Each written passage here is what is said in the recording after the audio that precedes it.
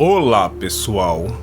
Carnaval e horror possuem diferenças significativas. Porém, Edgar Allan Poe, em 1846, juntou esses dois elementos em um de seus contos mais célebres.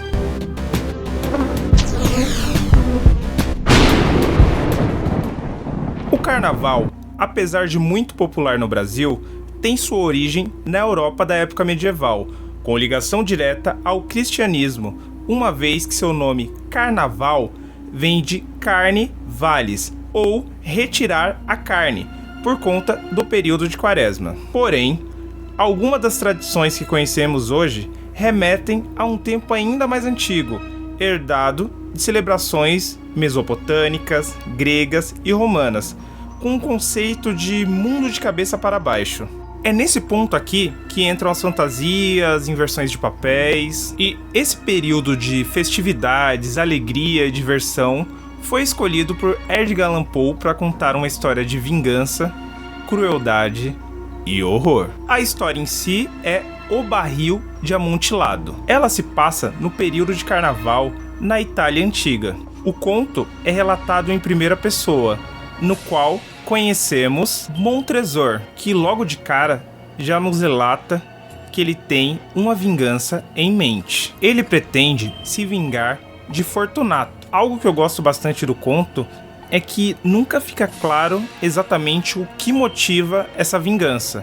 Então, fica ao leitor a decisão, né? Você coloca ali o que você acha que ele deve ter feito de tão grave, assim, pra ter uma vingança tão cruel. Eu falei ali no início, né, sobre contrastes, e o conto trabalha muito bem isso, uma vez que ele inicia ali no período de festividades, né? Eles estão ali no meio da bagunça, da dança, quando surge o convite, né? Montresor fala pra Fortunato, né, que ele recebeu um barril de amontilado, e um barril de amontilado é um vinho raro, né? Ainda mais na época de carnaval, no qual eles consomem bastante vinhos. Então isso chama muita atenção do Fortunato. E Montezuma sabe mexer com o Fortunato porque tem um lance do ego, né? Ele fala, eu não tenho certeza, né, se é um vinho original, mas eu posso levar para outra pessoa avaliar. E o Fortunato fica, não, deixa comigo. Eu vou avaliar, a melhor pessoa para avaliar esse vinho sou eu, então vamos lá. Ele insiste. Então é legal essa construção, né, como é feito. Tipo, desde o início a gente sabe que vai rolar ali, né, que tá sendo tramado uma vingança e tudo mais.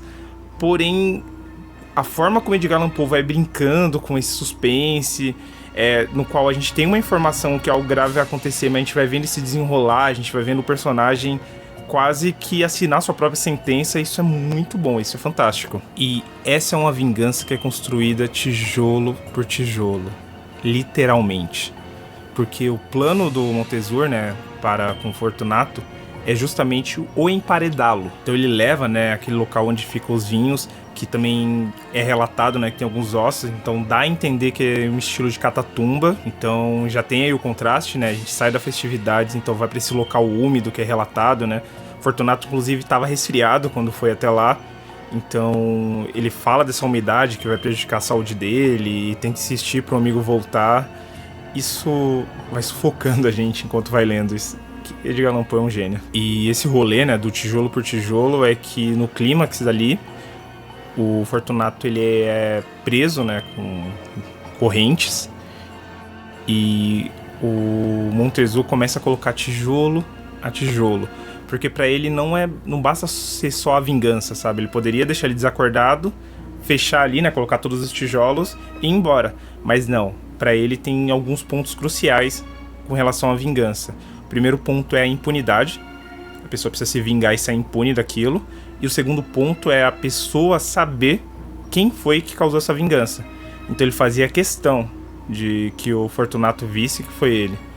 E, cara, isso é muito cruel. Isso é muito cruel. E é legal também na história ver como o Fortunato vai passando por estágios, né? Primeiro de negação, tipo, ele começa a falar, não é possível que isso está acontecendo, isso pode ser alguma espécie de brincadeira, tenta dissuadi-lo. Depois ele entra numa espécie de desespero e começa a gritar. E nesse ponto que a gente vê mais da crueldade do Montezuma, né? Porque ele começa a gritar mais que ele, pra mostrar que, a galera tá em festividade, meus criados saíram também pra curtir o carnaval, então ninguém vai te ouvir. Ele grita até mais alto que o Fortunato para provar essa tese. E no final até rola uma risada ali já de aceitação do Fortunato, que acaba mexendo, né, com o nosso protagonista. Ele fica meio que assustado e acelera o processo para encerrar logo aquilo. E ali tem um elemento de horror, né, porque ele fala que é uma risada assustadora, algo que o faz tremer ou hesitar.